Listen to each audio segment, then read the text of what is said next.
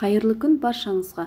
Бүгін мен сіздерге түскі, кешкі асқа ұсынылатын өте дәмді салат әзірлеп көрсететін боламын. Видеоны қарамас бұрын арнама жазылып, лайк басып, комментария жазып кетіңіздер. Салатты бастау үшін бізге 2 жұмыртқаны ыдысқа шағып аламыз. Дәміне қарай кішкене тұз себеміз.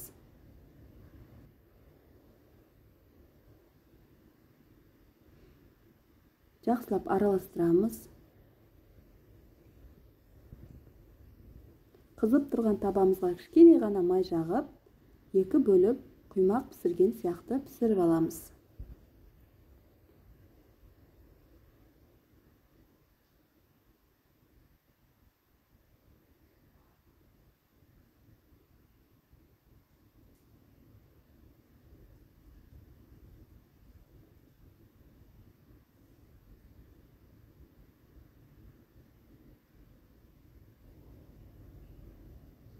Енді орташа пиязымызды алып, ұсақтап тураймыз, жіңішке етіп.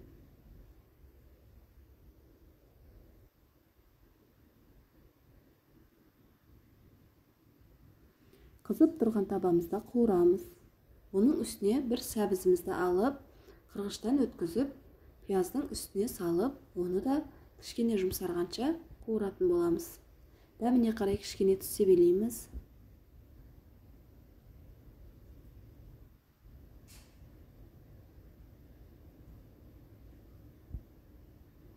Бір қызанағымызды алып, оны да ұзынша етіп турап аламыз.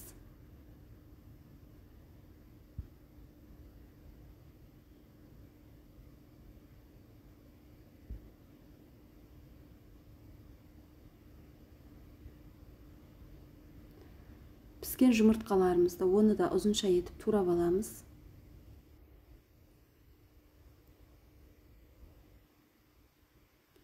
Енді піскен бауырымызды алып, қайнатылған, оны да ұзынша етіп турап аламыз.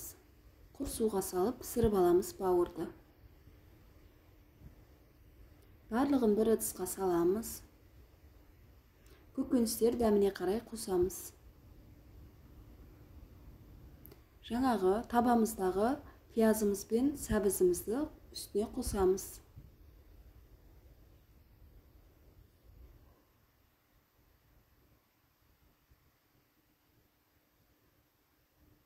Оның үстіне зәйтүн майын 2-3 қасық қосып араластырамыз.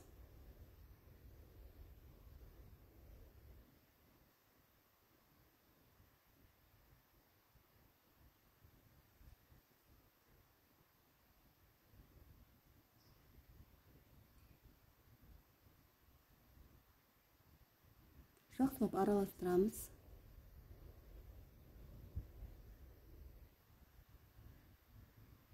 Енді көкөністерімізді қосып, оны да сәл араластырамыз.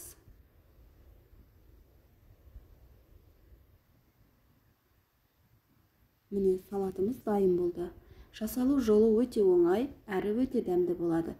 Міндетті түрде сіздер де дайындап көріңіздер.